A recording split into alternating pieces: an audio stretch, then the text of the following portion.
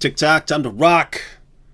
Good evening, good morning, good afternoon to everyone who's watching from all over the planet. I am your friendly neighborhood philosopher, D. Wood.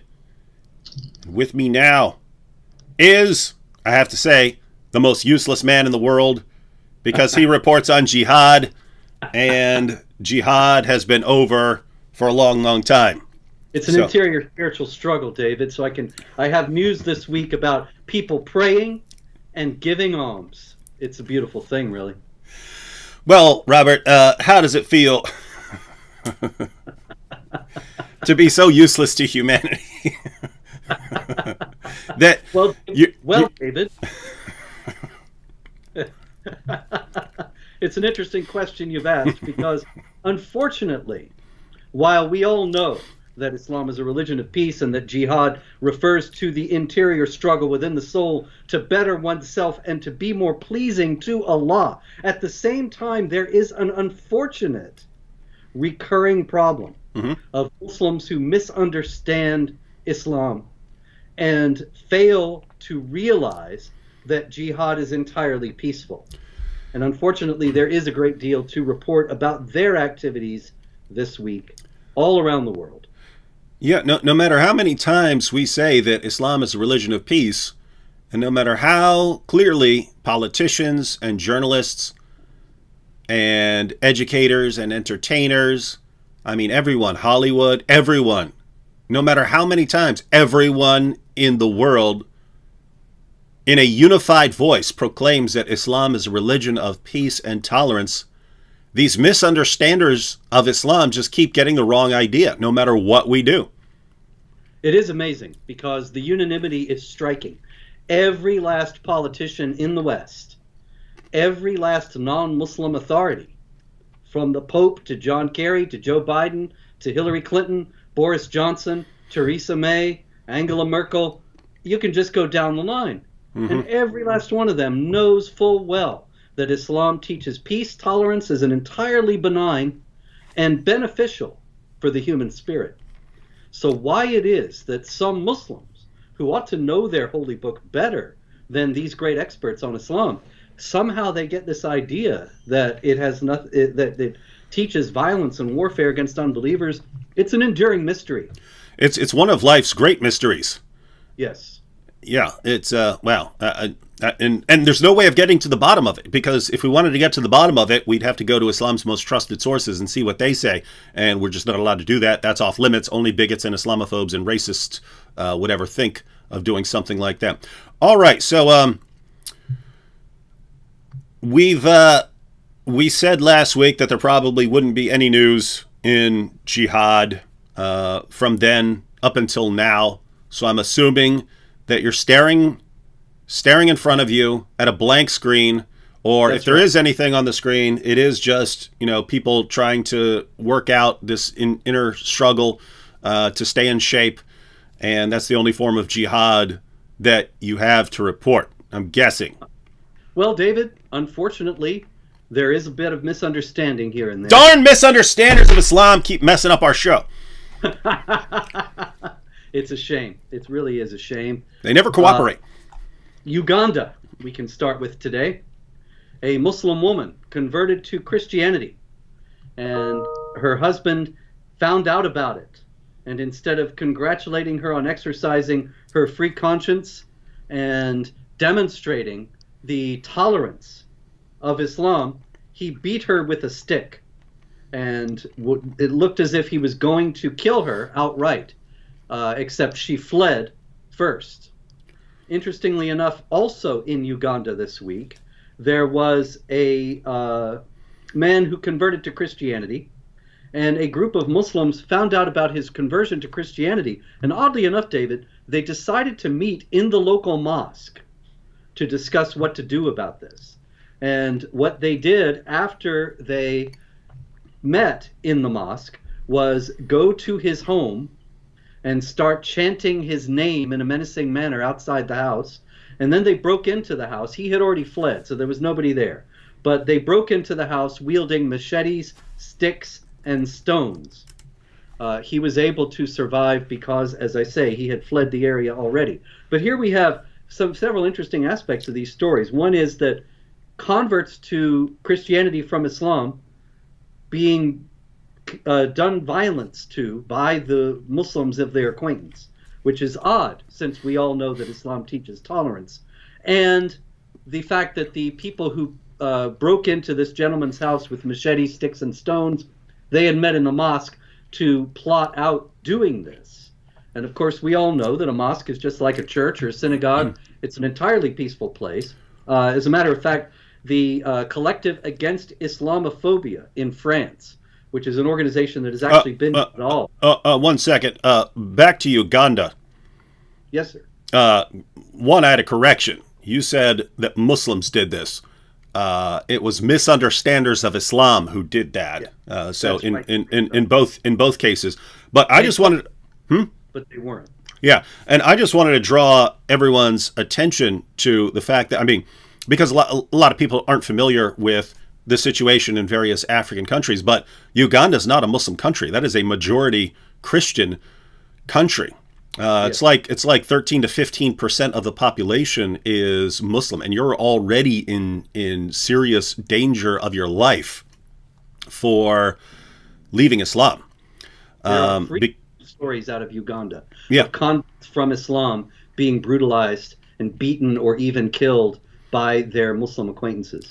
Yeah, and we've been saying for years that the situation kind of changes depending on the percentage of Muslims and the status of Muslims in a society, and that's because that's the pattern laid down by Muhammad. When Muhammad was completely outnumbered in Mecca, couldn't have hoped to win a confrontation with the unbelievers. That's where you get these passages to you be your religion and to me be my religion and so on. Later, once he had formed various alliances, then you start getting passages which call for a kind of defensive jihad, meaning other people have to do something to you first, even if they're just criticizing your religion. That counts as your violent retaliation counts as defensive jihad. But even that was in the end. Once they became the most powerful force, once they became the most powerful force in Arabia, then the rules changed to fight those who do not believe in Allah. The rules kept changing based on how powerful Muslims were in the society.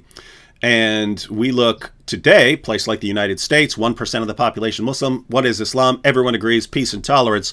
You look at places like Saudi Arabia or Pakistan. If you're not a Muslim, you are a second-class citizen. And then you've got the places in the middle where it seems like once they start reaching 9 or 10%, then you start getting into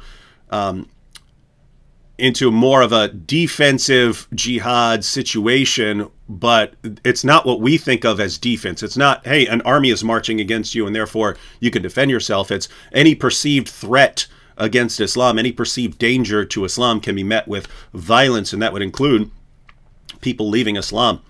And then you get the violent retaliation. So we're not talking about Muslim countries in Africa. We're talking about Christian majority countries in Africa, and they're already experiencing Sharia. And so, indeed. And the other aspect of this, as I noted, was that the meeting that preceded the threatening of this one convert came in a mosque.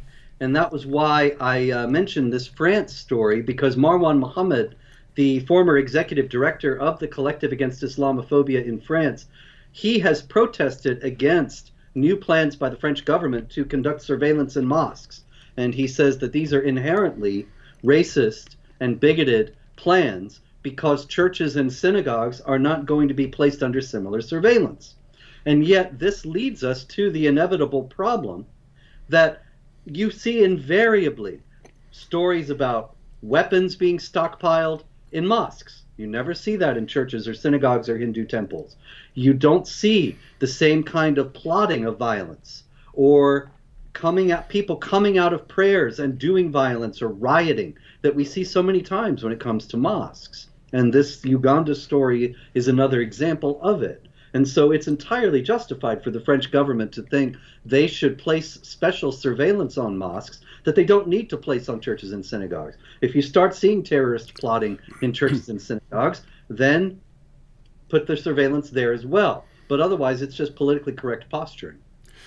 Yeah, and I'm just thinking because we've talked in past weeks about New York City because I lived in the Bronx for a long time, and I counted how many terrorist attacks had been foiled by the government in New York. So, how many attacks that were actually really close to home for me had been foiled, and it was something like 12 in a row. But if you look at how many of those terrorist attacks were foiled, it's because there were informants in the mosque. It's because the mosques had informants in them.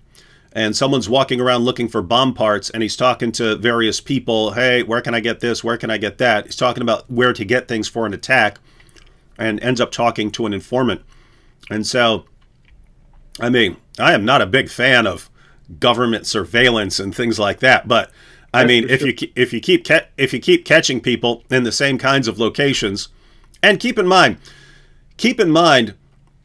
these as stupid as we think the governments are, and as stupid as many politicians are, the people who are actually doing the work are often very, very intelligent. They wouldn't have gotten to those positions, and they understand the difference between nice, friendly Muslims over in that mosque who aren't trying to kill anyone and so on, and this mosque which keeps somehow producing jihadis, right? They understand that, and so they understand. Oh, hey, maybe we want some eyes on that mosque over there, and not so much on these guys over here, where no jihadis are coming from, but jihadis keep coming from over here. So maybe we need some eyes on the eyes in there. Yeah. Yeah, unfortunately, whenever this kind of discussion is had, then the same old Islamophobia charges come up. And you have the people in the jihadi mosque in particular generally saying this kind of surveillance is racist, bigoted in itself, and thus to be discouraged and has no justification. Okay. Yeah. By the way, on that, I have to say, no, I'm completely fair on this. If there were a church and terrorists kept coming out of that church, and you said, "Hey, I want to go have some eyes on that church," go for it. You go for it. If I were in that church, I'd call the feds. Yeah. Same thing with a synagogue. Same thing with a Hindu temple. If you keep noticing a pattern. Then there's probably a reason for the pattern. That's all I'm saying. Yeah. Exactly. Okay, well, we're just finishing up with the Christmas season and all that, and so I've got a few Christmas stories here. After an evening of Christmas caroling in Nigeria, a couple of Christians were driving home and were ambushed by some jihadis and murdered. That was in Nigeria in, Fulani militants did it. They are, of course, jihadis who have apparently decided that they're going to try to drive the Christians out of various areas and take control of them, the territory that the Christians occupy. This took place in Plateau State. That's what I was looking for. But really, there's pretty much every Nigerian state, there's jihad activity nowadays. And Robert. Yes, sir. I didn't hear one word about that attack. But do you think if it had been Muslims who were attacked, who were the victims of the crime, and they were coming home from, celebrating Ramadan or something like that, and they were attacked by Christians who were trying to subjugate them, do you think we would have heard of that? It would be perhaps the biggest story of the new year. And you and I would be blamed. Oh, yeah, that's certainly true. Absolutely. But unfortunately, you're right. And there's so many stories like this, David. After a New Year's prayer meeting, also in Nigeria, and let me look for the state again here. It was this was in the Irigwe chiefdom, the Middle Belt in central Nigeria.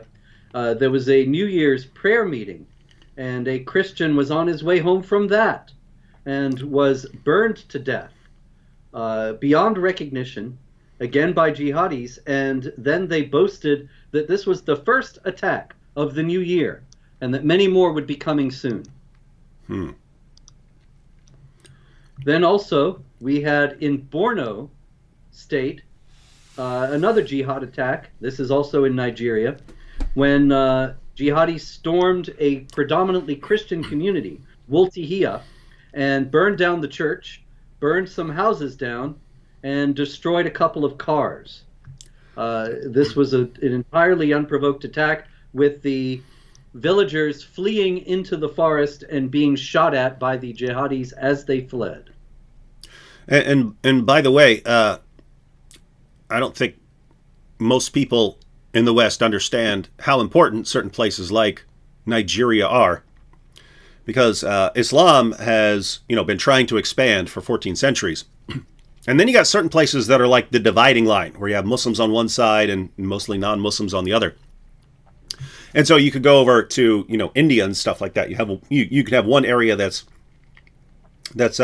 mostly Muslims, and then you go south and it's mostly non-Muslims. Well, Nigeria is one of those places, right? Yes, indeed. Sorry, I have a cold. Sorry to hear. Anyway, Nigeria is one of those places where it's kind of a dividing line. And Muslims are constantly trying to, misunderstanders of Islam are constantly trying to push that line further, right? They want to advance, right? They want to push. In other words, this is the Muslim world. They want it to keep expanding and so on. And a place like Nigeria, there's one of the dividing lines as far as mostly Muslims on one side, mostly non-Muslims on the other side. And those are always massive targets for jihad activity, because they're trying to weaken up the lines, push further, and they're not in any terrible rush. The main strategy is just being completely relentless. Just keep pushing. May take 50 years, may take 100, may take 200, but pretty soon the next generation, third generation, fourth generation, they've got it, and the line is much further along. And so, guys, don't forget how important some of these other places are. That's the lesson of the history of jihad. That in 1400 years, you have a very patient fighting force that continues to advance, and anytime it's set back, it just keeps on trying.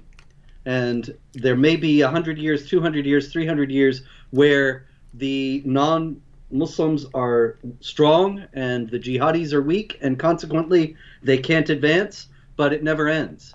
It never stops. There's never been a reform or a correction or a reformation, reconsideration of the jihad passages in the Quran and Sunnah, and consequently the conflict just keeps going. This is something that I think most Americans have no idea of. And we tend to think, well, there was World War I and it was 4 years, and World War II it was 4 years for us and 6 years for everybody else, and that's it. And there's wars that start and wars that end. The idea of a war that's gone on for 1400 years and has never ended, that just is absolutely out of the question. It's not even considered. So we had General Petraeus in Afghanistan a few years back saying this war could go on for another 5 or 10 years.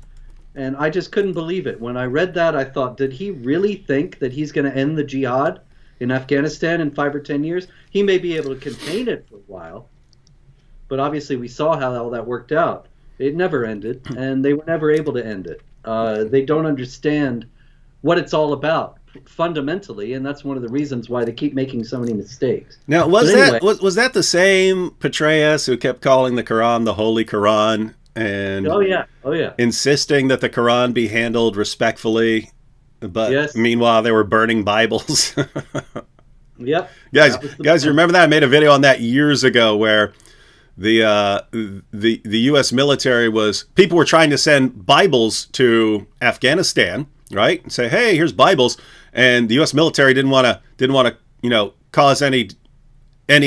They didn't want the idea to spread that, hey, we're trying to spread Christianity here. So they ordered the Bibles to be burned when they were packages of Bibles to be burned when they were getting to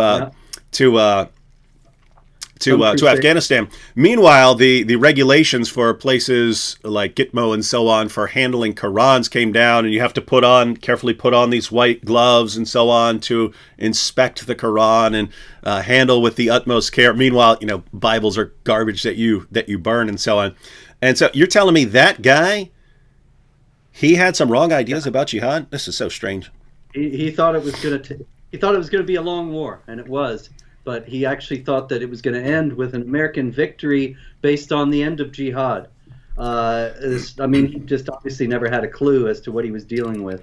Well, but by the way, that's when people really seem to think like when you had the Arab Spring. That's when people really seem to think that yeah, you have some violent radicals and so on, but it's just because people feel disrespected. Once you shower them with praise and tell them how much you love their religion and respect their book, then their hearts are going to melt and they're going to come over to your side. And they really seem to believe that. And then you had that throughout the Obama administration, and all it led to was like ISIS and so on. It's like they smelled weakness in the water, and then things got much worse. And so, and that kind of shook people out of that, because I don't hear that a lot anymore. I don't hear a lot of, they just feel disrespected. And if you just show them some respect, then they'll love you. I don't hear that anymore. Whereas 15 years ago, I heard that all the time. They've been massively disrespected by the West, and that's why they're so mad at you. Another thing that I used to hear 15, 20 years ago all the time, and never hear it ever anymore, and that is Turkey is the model for the Islamic world. And in 20, 30, 50 years, we're going to have 5 or 10 more Turkeys. And after a while, the whole place will be a Western-style secular democracy. And of course, nobody says that anymore, because Turkey has gone exactly the opposite direction and is readopting Sharia and Islamizing at a rapid clip. And so nobody sees it as a model for the Islamic world at all. Turkey. Gotta love Turkey. And you know what? Even 15 years ago, I used to hear lovely things about Pakistan all the time, and about how great Christian Muslim relations were in Pakistan. Speaking of Turkey, I got another New Year's Day story. On New Year's Day, a church in Istanbul,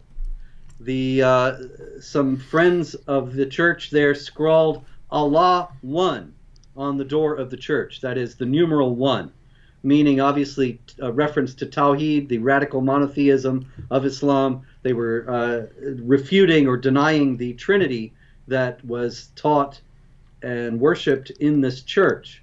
And so this was yet another sign of the tolerance and welcoming nature that we hear so much about in terms of religious minorities in the Islamic world. Now, I didn't hear anything about that, Robert, but if someone had spray painted something about Allah on a mosque, or something about Jesus on a mosque in Canada or the U.S., do you think we might have heard of that? I think we would be forced to hear of that. 24 hours a day, 7 days a week.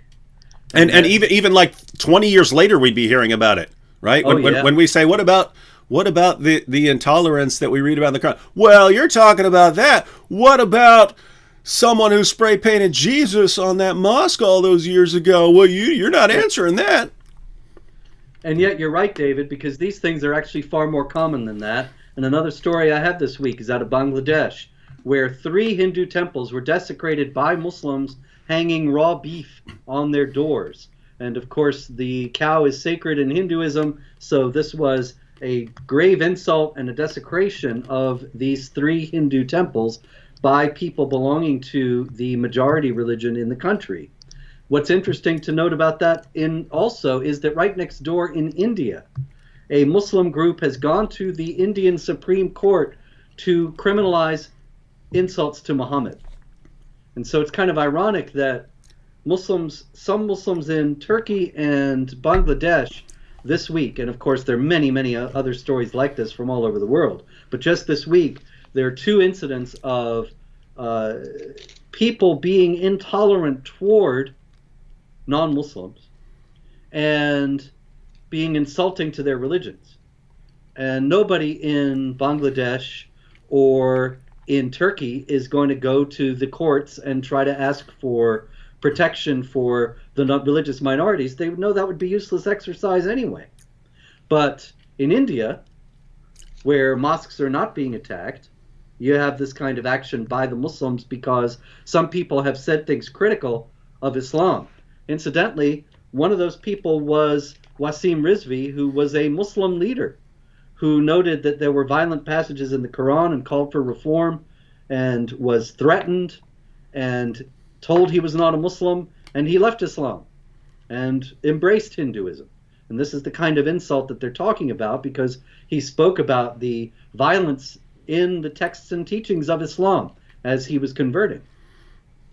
So people are, some misunderstanders are hanging beef as an insult to Hindus. I only heard about that right here from you. But I suspect... It's a big story, but only in Bangladesh. But I suspect that if someone had put pork on a mosque or something like that, that I would have heard about it over and over again. Endlessly. No doubt about that. All week long.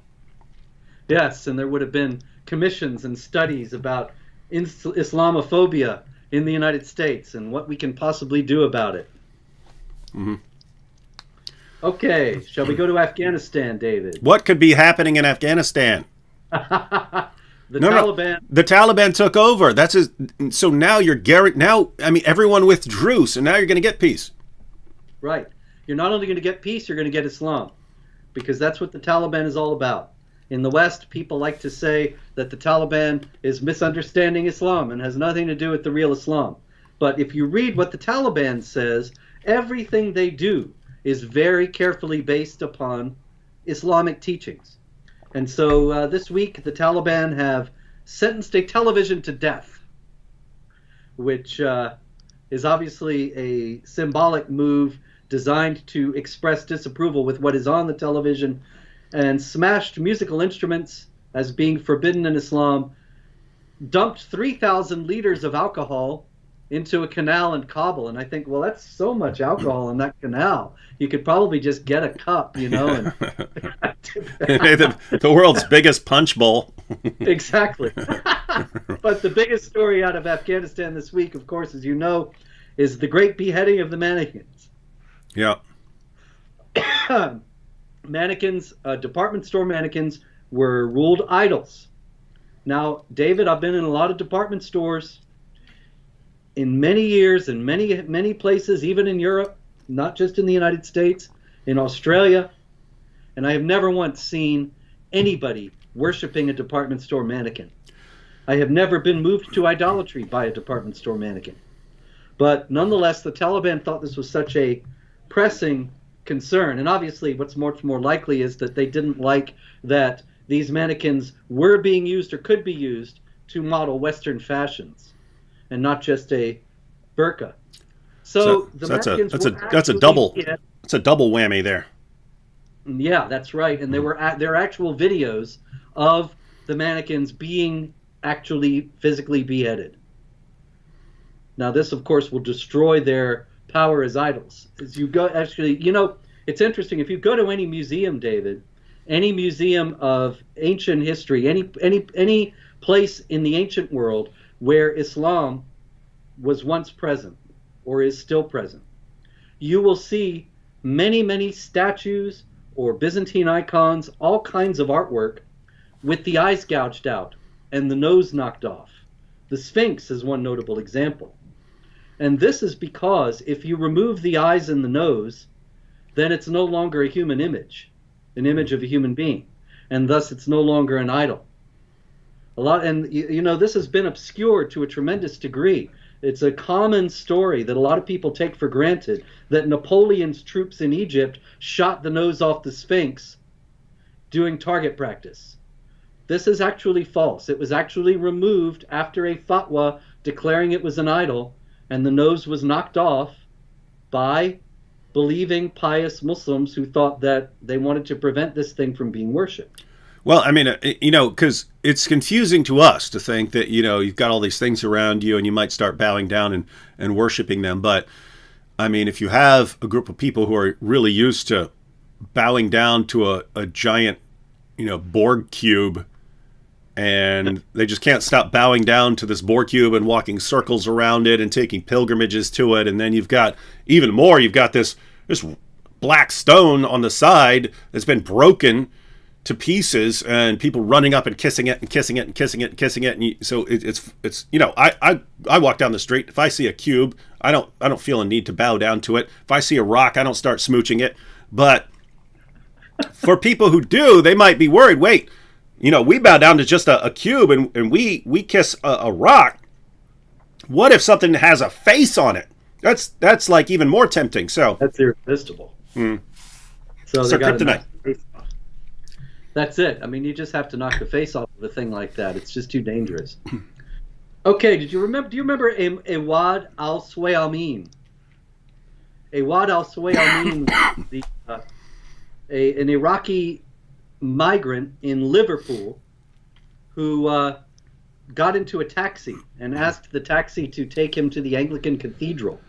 And the traffic was too bad.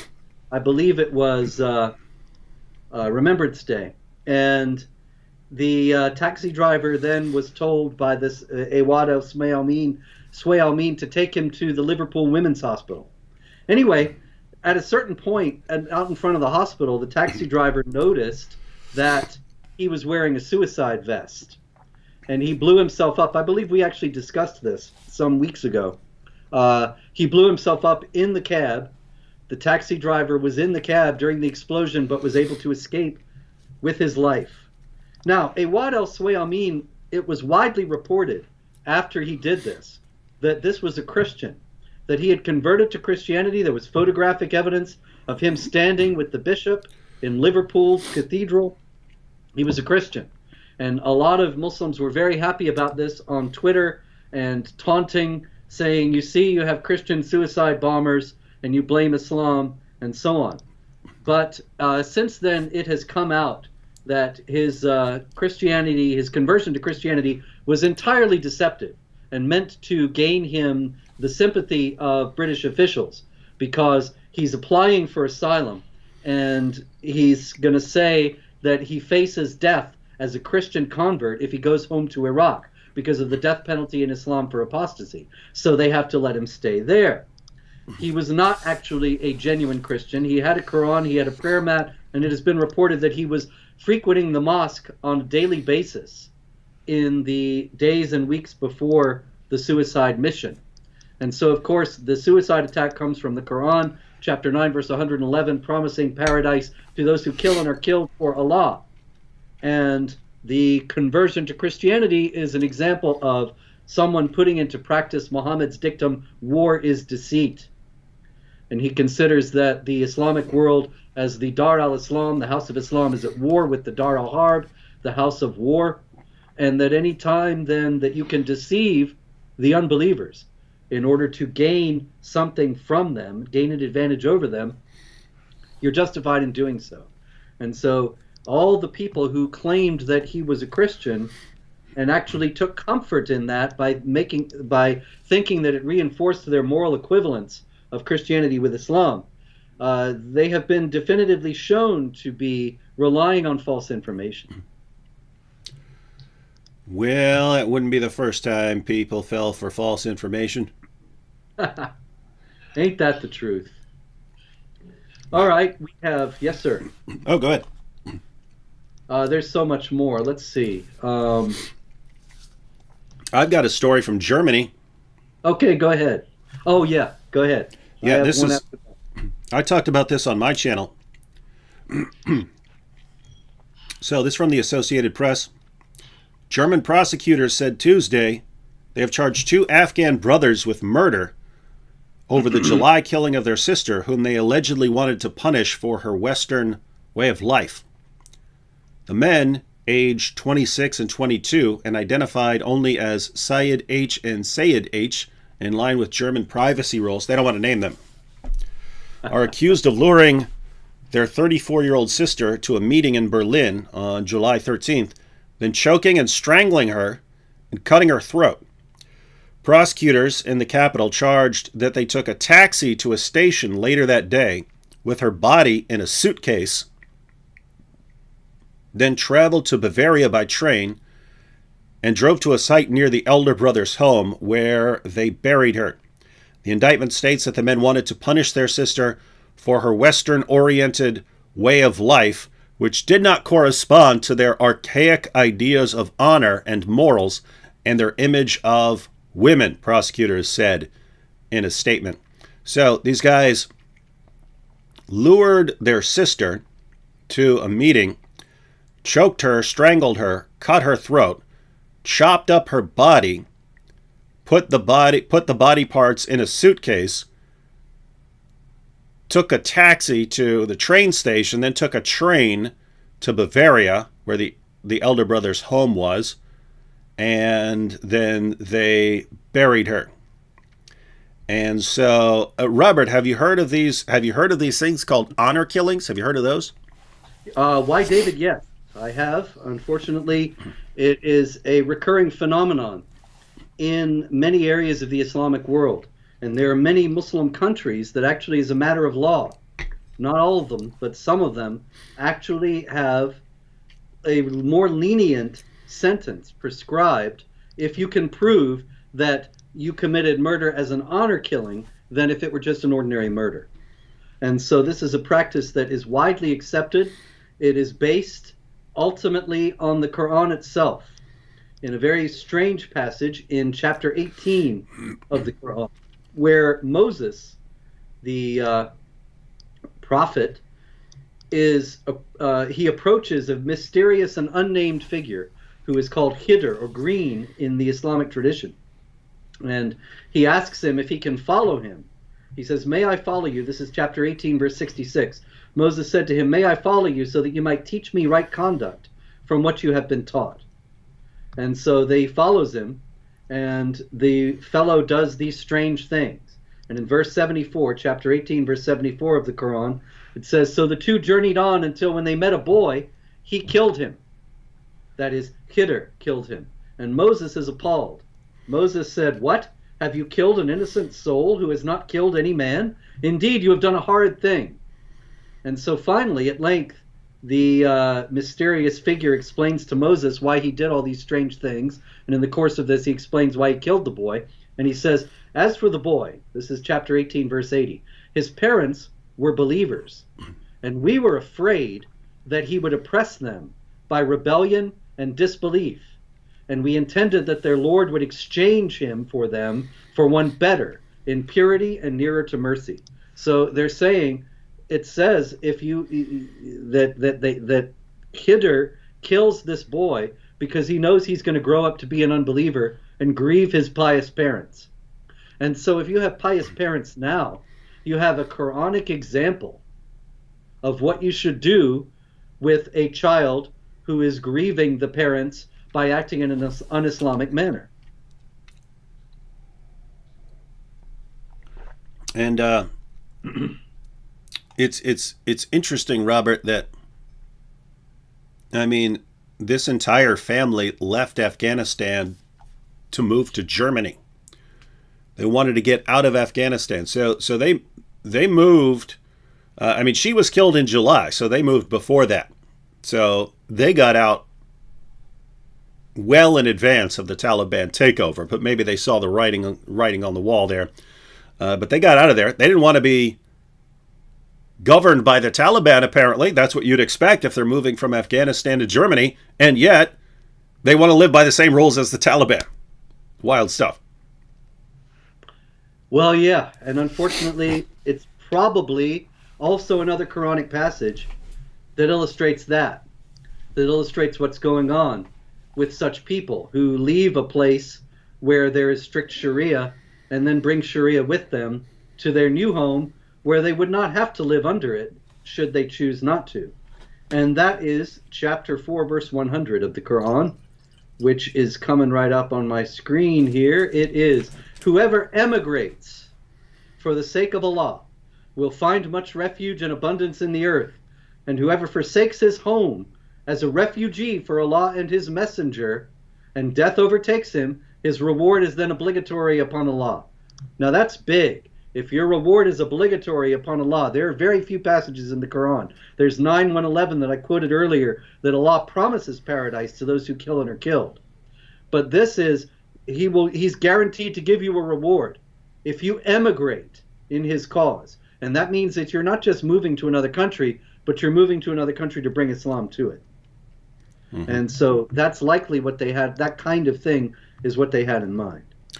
Meanwhile, the sister just wanted to be out from under the control of Taliban-like figures, but it was her own brothers. Indeed. Killed her. Perhaps the most interesting part of that article was that German prosecutors called the brothers' views archaic when it's pretty standard in Afghanistan and Pakistan and so on. And so, gosh, they called Islamic values archaic. How Islamophobic, Dave. That's inexcusably Islamophobic. Yeah, that should be the real story here. The real story should be German prosecutors arrested for Islamophobia, disbarred permanently, sentenced to 50 years in prison for Islamophobia. It's coming. It's coming. Chancellor Scholz, who is now the Chancellor of Germany, he knows nothing. And he is a Marxist who is not at all interested in the freedom of speech. So I expect that we're going to see quite a lot of that coming. But in any case, let's go to Pakistan, David. Pakistan is always a delightful place for jihadis, and kind of an interesting story this week. There was a Muslim who was drinking a 7-Up, an American soft drink, in a can. Yeah. And he was apparently looking at the can, and he noticed that in that UPC code, is it called, the little square that you can scan for the price? It's just a lot of gobbledygook. It doesn't look like anything. The QR code, the QR code. He noticed that the name of Muhammad was written in the QR code. So is that a miracle? No, because it's man-made. See, that's exactly the point. If it was a fish and the scales spelled Allah, that's a miracle. But if it's a 7-Up can, it's blasphemy, because some man manufactured that. And so he threatened to burn the Pepsi delivery truck that had pulled up with all this Pepsi and 7-Up and so on in it. Well, that's good. But you hit the nail right on the head. That's watch out for those barcodes. Yes, we see miracles all the time. Islamic apologists claiming that the name of Allah is written in this or that, on a loaf of bread, in a fish, wherever, on a tree.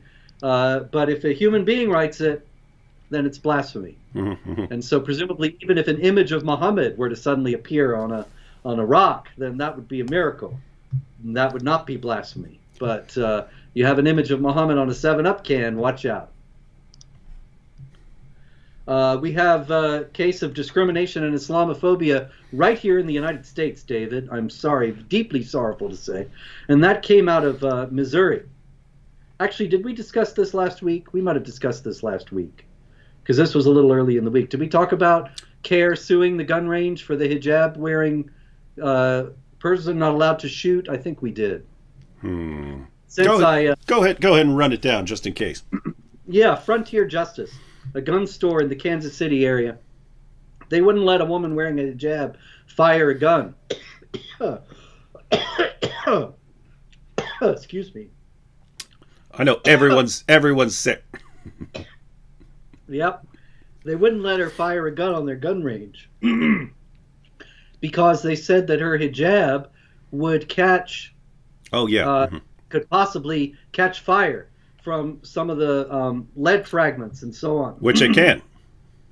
And that they have a ban on all headgear as a result of that. It's not just hijabs that they ban. But of course, the Council on American Islamic Relations did not believe that, and is actually claiming that their headgear ban has been selectively enforced and that it's really just an Islamophobic exercise. And so they are suing this Islamophobic gun range. But the gun range, excuse me, is sticking to their guns, so to speak.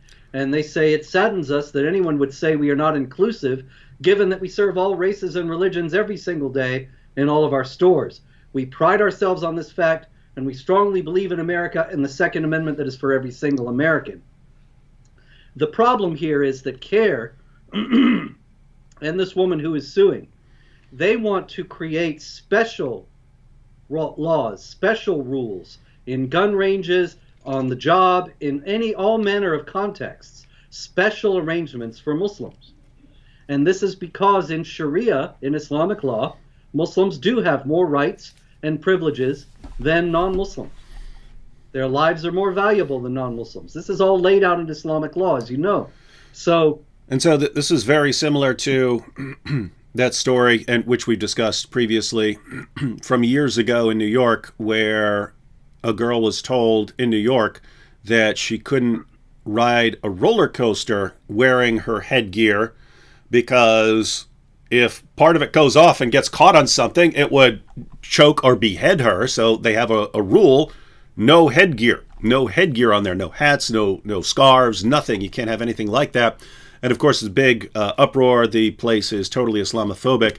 And that young girl, by the way, that young girl who caused that uproar, by the way, was eventually killed by her own father in an honor killing. So as much as the focus was on the danger to this girl from the rules of the amusement park interfering with her religion, when they were the ones just trying to keep her safe, turns out there was a much greater danger there, namely her father, who killed her for not being Islamic enough. And so it's amazing how they keep missing. I mean, Robert, if this place had said, no Muslims allowed here at this range, no Muslims, we don't want any Muslims there, or something like that. If they'd said something like that, and CARE had stepped in and said, hey, we can't have that, I could see that. But it's the stories I always hear about are always, you look at the headline, oh, it sounds like discrimination, and you read the details and it's like, what? They have a general rule against headgear, and you're saying, no, this safety rule, which is meant for people not catching on fire or people not getting strangled to death on a roller coaster, you're saying that those safety rules should not apply to Muslims. And it's right. Like they should have a special status. Yeah. Above special. Everybody else. That's right. And that's the whole idea. It's really a Sharia imperative, and nobody realizes that. It's also, of course, a very lucrative exercise, because generally if you can get the right kind of judge, they're very sympathetic to discrimination cases, and they can be quite remunerative for everybody involved. In any case, I wanted to mention before we go another story out of France, and that was a group of, actually a pair of young men who misunderstand Islam, and they actually videoed themselves torturing a dog. It's kind of a sickening video to watch, and they put it on Telegram, and we're very proud of it, and put happy face emojis by it and so on. And this, of course, is pure Sharia behavior, completely in line with traditions ascribed to Muhammad, in which he says Gabriel does not enter a house which contains a picture or a dog. Three things annul the prayers, and that is prayers annulled by a dog, a donkey, or a woman. He ordered the killing of dogs except for hunting dogs and dogs used for security, and so on.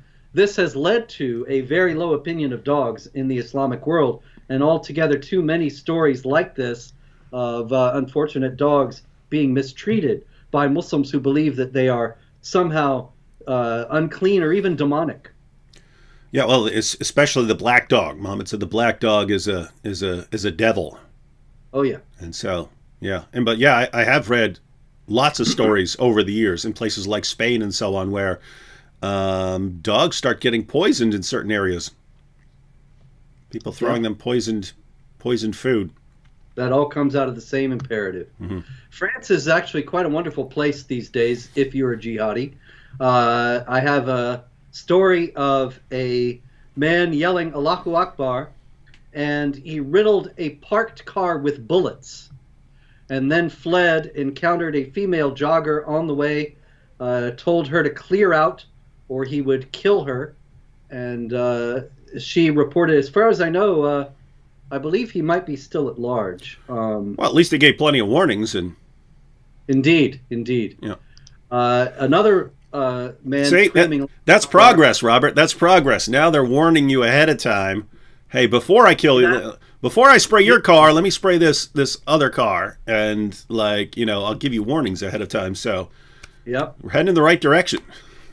Another man, also in France, screaming Allahu Akbar, also pushed a man onto railroad train tracks, and of course was sent to a mental hospital because everybody knows that somebody who's yelling Allahu Akbar and doing violence is simply insane. There is no other possible explanation for such behavior, and there is no conceivable reason why anybody would do any kind of violence while screaming Allahu Akbar except insanity. So this fellow's in the mental hospital and all is well. Yeah, it's weird how that insanity seems to spread. It's a global outbreak, David. Yeah, yeah, my goodness. And it's been going on for 14 centuries. It seemed to emerge someplace in Arabia. And it's not even in the diagnostic and statistical manual. It's an incredible epidemic, of a pandemic, a global pandemic of mental illness. That might be a good video. I'll find everyone who thinks it's a mental disorder, and I'll go through the entire 1,000-page diagnostic and statistical manual of mental disorders. And why do they keep forgetting to list this? Yeah, it's strange because probably there are more diagnosed instances of jihad as a mental illness than probably any other mental illness that is in the book. And so you got to wonder, why does it get short shrift from psychologists who really ought to be on the ball on this? Oh, and by the way, years ago I made a video called the Jihad Triangle, and it was meant as a response to the question, well, if Islam really teaches jihad, then why are there so many peaceful Muslims and Muslims who don't want to hurt people and so on? And I pointed out that jihad isn't just it isn't a product of one factor, one feature. It requires a few features, and one you have to believe in Islam. You have to believe in the Prophet that's calling for this. 2, you have to have some kind of accurate knowledge of what he taught about jihad. And 3, you have to have the kind of right personality where you're not going to reinterpret that stuff to bring it in line with your other values and so on. And when you have those 3 things together, that's when you got a jihadi. But that is actually very similar to the common view of mental disorders now, where you have some sort of biological predisposition, but then environmental factors sort of activate it. And they find this out through twin studies where one twin will have a disorder, but another twin won't, even though they have the exact same biological makeup. But what they find out is that having a twin with a mental disorder, all of a sudden your chances are now 50% of having the mental disorder, whereas it's a very small percentage of the population who get it. You have a much greater chance if you have the correct biological makeup, but it's still some sort of other factors that sort of set you over the line. So you can think of like a cup, and let's say the top of this cup is the threshold for getting a mental disorder. Some people start with the cup already half full. Just biologically, they're more prone. And so some things happen to have to happen in life where they only have to be pushed a little so far before they get the mental disorder. Whereas other people, they start way down here. And this could be other things too. This could be like alcoholism or something, right? Some people have a few drinks and they become alcoholics. Some people can, drink regularly their entire lives. They never become alcoholics. And they have a low predisposition.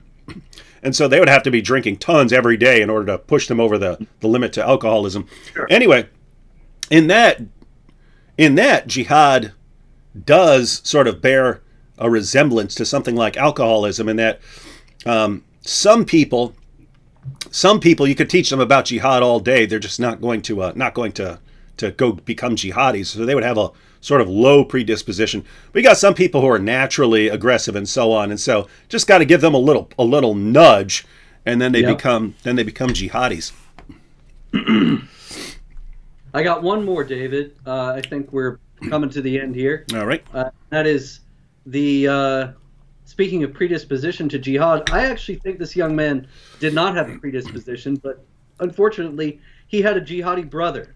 And of course, I'm referring to Jahar Tsarnaev, the Boston Marathon bomber. His brother Tamerlan was his older brother and his hero, and he followed him into jihad. They murdered 3 people and maimed many others with pressure cooker bombs at the Boston Marathon. And it has come out this week that he received a $1,400 COVID check from the U.S. government. And that's something that has been interesting to a lot of people. But I think that even more interesting is what came out in this story about the COVID payment, and that is that he has received over $21,000 from various people in the United States who apparently are just supporters. Mm-hmm. They like what he did. And I think that that's an extraordinary and revolting fact, but it's really not surprising. This is, after all, the jihadi who was on the cover of the Rolling Stone. The rock and roll magazine put him on the cover as if he were a rock star and making him look like one. And there were protesters outside when he made his first court appearance a few years ago with signs saying, "Free Jahar," and claiming that he'd gotten a raw deal from the law. Even though he has confessed and he's made it very clear that he did what he did for Allah and Islam. They claim that he's been mistreated by the American government. What they really mean is that they like how he looks and they think that he's kind of glamorous, and they've been conditioned to be very wary about Islamophobia and not at all concerned about jihad. And so they think he's a hero. And I think people of that kind of mindset are the ones sending him money these days. Yeah, it reminds me of back when some of you are too young to remember a guy named Jeffrey Dahmer. But there was a guy named Jeffrey Dahmer. He killed and chopped up and ate something like 17 people. Had their body parts in his house and so on. And so he was a cannibal. And but there were all these just groupies running around his trial. And, if I could just get to see Jeffrey and so on. They're writing him letters and so on. And anyway, it's somehow that was attractive to people. But you've got this guy, and what does he do? He's a lapdog for his big brother, who's a jihadi, and he joins in it, kills some people at a marathon, and suddenly he's a rock star. He's a rock star, cover of a Rolling Stone. So I mean, think about the message that sends, right? You want to be on the cover of the Rolling Stone, you got 2 ways. 1, become a huge rock star, or 2, go blow up some people. Yep. Either way. It glamorizes. It's, of course, the glamorization of evil, and it's all of a piece with the Islamophobia imperative to stigmatize any opposition to jihad terror. Really, jihad terrorism, it's all our fault, David. You know that it's the fault of American imperialism. It's the fault of Islamophobia, and so on. And so there's just a relentless and ongoing, very skillful, I must admit, very skillful effort to take the spotlight away from jihad activity altogether, and to focus it on some of the actual victims of the jihad activity, as if they had provoked this. And this is it's an astonishingly successful propaganda effort, really, over the last 20-some years, really picking up after 9/11, that the victims of jihad violence primarily are Muslims, because there's an Islamophobic backlash after, and they were driven to it by Islamophobia before it happened. So it's all our fault, coming and going. And you could even get $1,400 in COVID relief. Yes. Yeah, I didn't get $1,400 in COVID relief. Yeah. But Jahar Tsarnaev did. That's taxpayer money. Yes, indeed. Going into his prison canteen fund so that he can buy chips and ice cream. $13,000, it said, that he spent on himself. And I thought, what on earth could he possibly have spent does he have a jacuzzi in his cell? I mean, $13,000 is a good chunk of change. What's he spending it on in prison? Yeah, you have I speak from experience here, but that would be a lot. I mean, that $13,000 is a lot. But yeah, you have your canteen fund where you can buy you can buy actual food that's not what they're serving you. So they're serving you like beans and rice one day, and you don't like beans and rice, so you can buy some ramen noodles and ice cream and a candy bar and some chips and stuff like that. And so he's I don't know the man, but I can tell you he's eating well. He's eating well in prison. He's eating better than I'm eating. Mm-hmm. All right. Well, thank you, everyone, for joining us. Special thanks to Robert for informing us about what's going on in the world that we are not hearing about from the regular media or from our politicians or from educators or from anyone else. And if you don't have Robert's book, there's a link in the description box, and always check out Robert's website if you want to stay up to date on the relentless jihad that's been coming for you for 14 centuries. And Robert, I have to say, I doubt we'll ever have another show again because they keep catching these jihadis. They keep catching these jihadis, and there has to be a finite number. Well, we know that the imams of the world are out there right now working to correct this misunderstanding of Islam, and it's certain to vanish in the very near future. Yeah.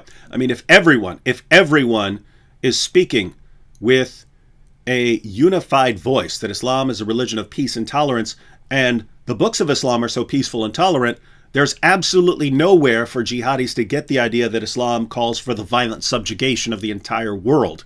And so, since there's nowhere for them to get that idea, jihad is over. We can proclaim it right here on the final episode ever of This Week in Jihad. Thank you, David. It's been a pleasure. Goodbye, everyone. You will never hear from us again. Robert, shut down your website right after we get off here. You got it.